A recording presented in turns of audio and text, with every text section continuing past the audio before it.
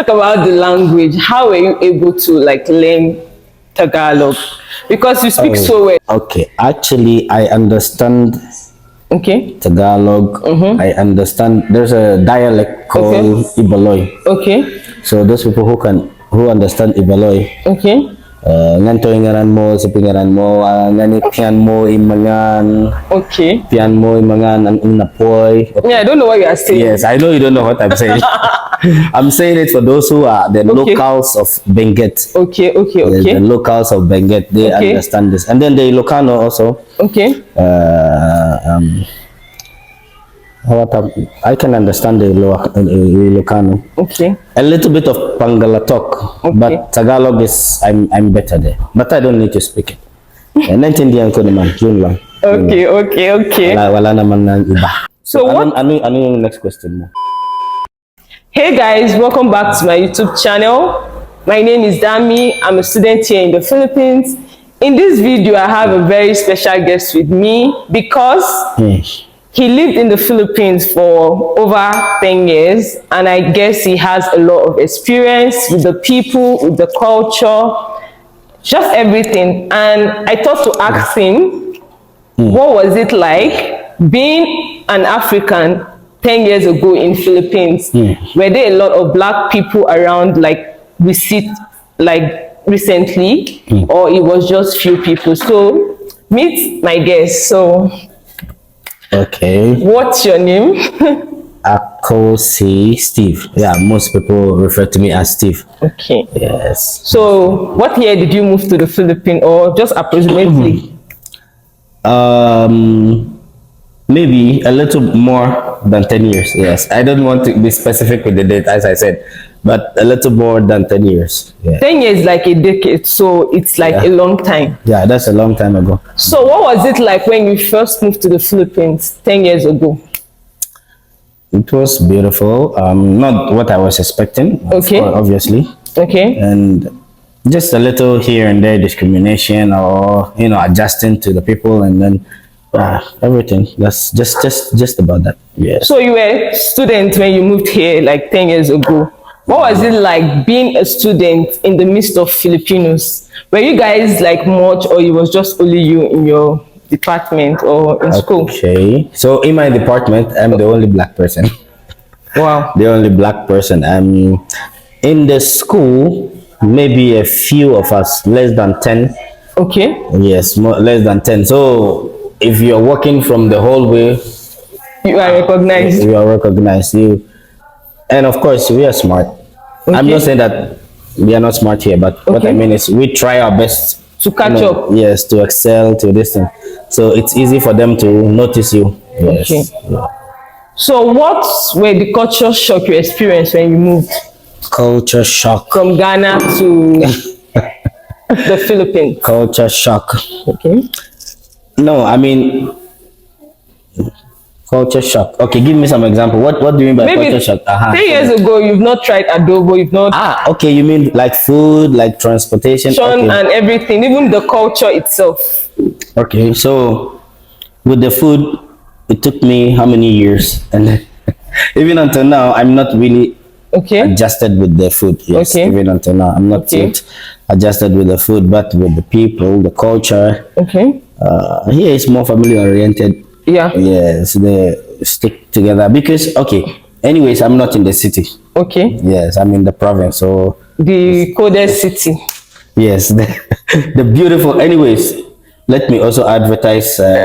Talk about Baguio City, the most beautiful city in Philippines. I mean, the best. The best, the most convenient city, actually. Yes. So one of the culture shock actually is when I came first. I was in Manila. Okay. So very hot, very distant. But when I came to Baguio, it's cool. The people are calmer. The people are So that's just about it. Well, leaving Ghana to Philippines, then there were not a lot of internet service in Africa. Okay. So how did you even know about the Philippines 10 years ago? Yeah, because now you can just go on the internet and check where can I find affordable school, and Philippines will definitely pop up. But 10 years ago, it's just like a lot of people that moved here then, it was like maybe out of just curiosity. Anyways, those times, Facebook was still coming up, and the internet wasn't really. But it was through a friend of a friend of my mom's. Yes. Who studied here before, and then got in touch with my mom, and then and then you came. So when you landed, what was your first impression? Because I guess, oh my God, the country is improved now because Filipino. I didn't like it, to be honest. I didn't like it. I felt like where I was. Can I say this or no? Because most people's impression about Africa is we live on trees. We jump from tree to tree. We distant crawl from distant. But way back in Ghana, where we were staying. I mean, in the house and those things, maybe the roads, here a little better, but the house, the distance, of course, it's more advanced in Africa or in Ghana than here. So, but one of the culture shock is, of course, the people think Africa is a country. We know everybody. We can speak the language. No, of course, yes. I was shocked to know that the people really don't have any idea of Africa. Yes. So, how were you able to adjust going forward? Adjust. I didn't really have a lot of issues with people, but since there is a saying that goes that if you go to Rome, do what the Romans do, correct? Yes. So once I find myself here, and I studied here, and I decided to stay here, find a woman, try to this, and of course. Should we discuss that part? No. But you are married to a Filipino, so that's why you are here, and he has his kids, right? Of course. So that was one of the reasons that pushed you to adjust. Yes, and then of course you're with a woman, so you have to know their way. You have to their culture. Yes, you have to know their people. How they think, how they behave. So of course that too helps. So for men, the easiest way to adjust is to find a partner in any country or any place in the world, anywhere. Yes, and just about that. So let's talk about the language. How were you able to learn Tagalog? Because you speak so well, even though you don't want to show that you speak so well. Okay, actually, I understand Tagalog. I understand. There's a dialect called Ibaloy. So those people who understand Ibaloy. Nganto ingaran mo, sa pingaran mo, nganit pian mo imangan. Pian mo imangan ang inapoy. I don't know what you are saying. Yes, I know you don't know what I'm saying. I'm saying it for those who are the locals of Benguet. The locals of Benguet, they understand this. And then the Ilocano also. I can understand the Ilocano. A little bit of Pangalatok, but Tagalog is I'm better there. But I don't need to speak it. Naintindihan ko naman, yun lang. Okay. Wala naman ng iba. So what? Ano yung next question mo?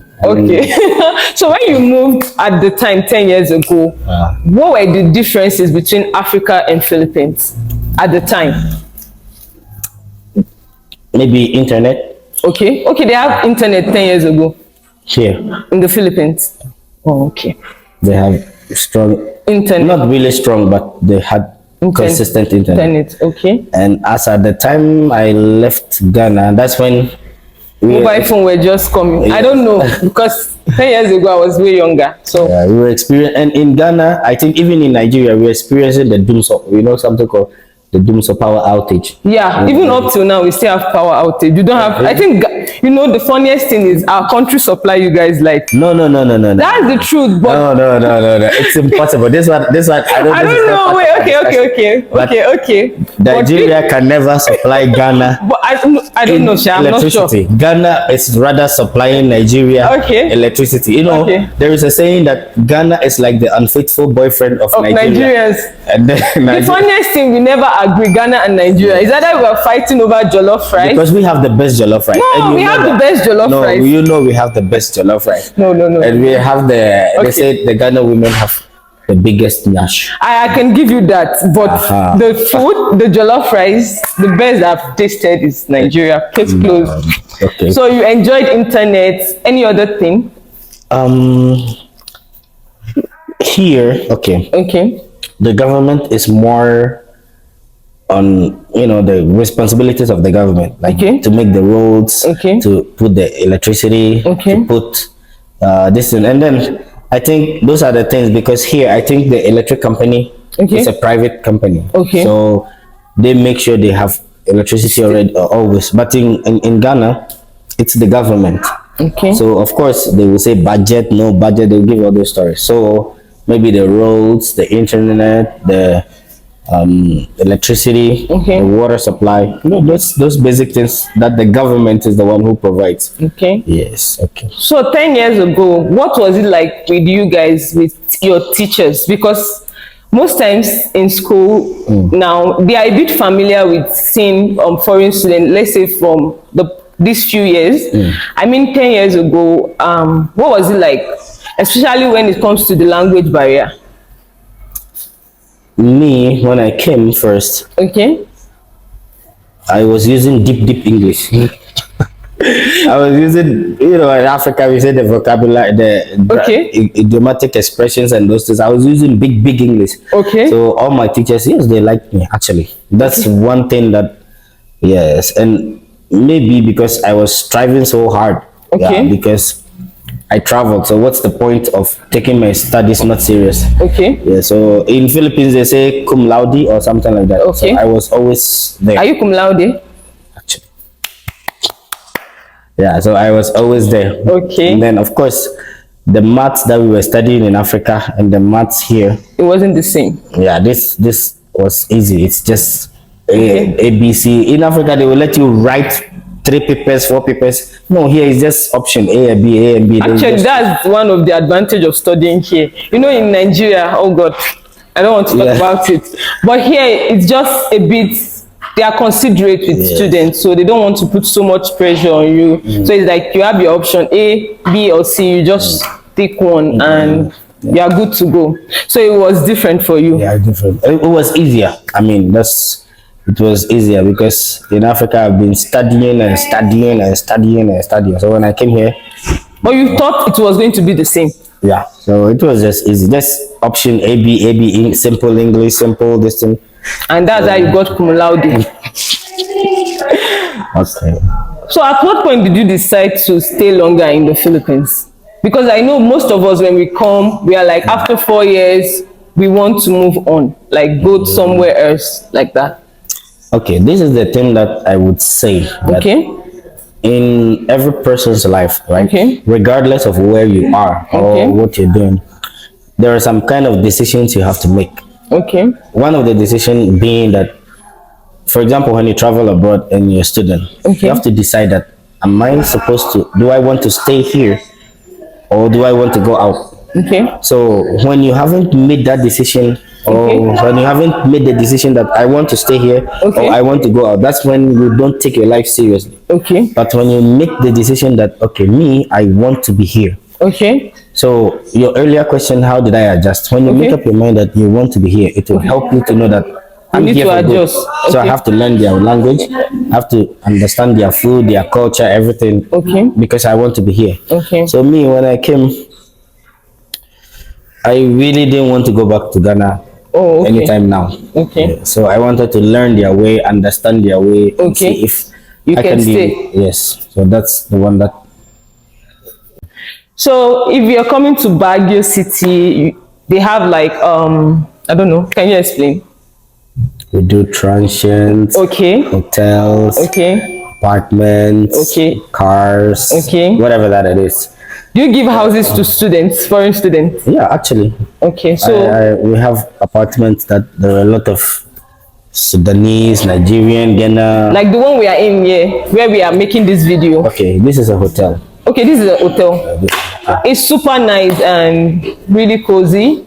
So if you're coming to Baguio City for holiday, you can reach out to I don't know, maybe I'll put the company name or the hotel here in the video, so you can reach out to them. Yeah, we have units in Janhe, the most beautiful place in, I would say the most beautiful place in Baguio City. And we have units there in Janhe. Those who know Janhe, we have in town, in a lot of places.